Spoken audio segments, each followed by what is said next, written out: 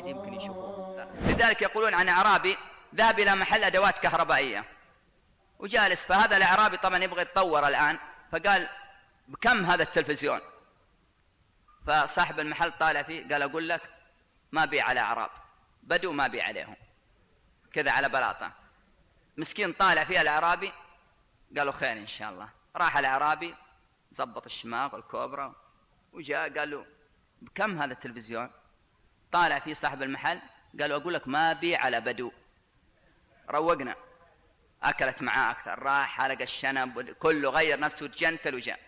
الآن عاد خلاص الوجه تغير، فجاء قال له وبرضه غير، حاول يغير كمان الكلام، قال له كم هذا التلفزيون؟ قال له يا أخي أقول لك ما بيع على بدو، إيش فيك ما تفهم أنت؟ قال يا أخي إيش دراك إني بدوي؟ قال يا أخي هذا فرن كهربائي مو تلفزيون. لكن هذاك مسكين ما يعرف، أعرابي ما عنده في الصحراء لا فرن ولا تلفزيون.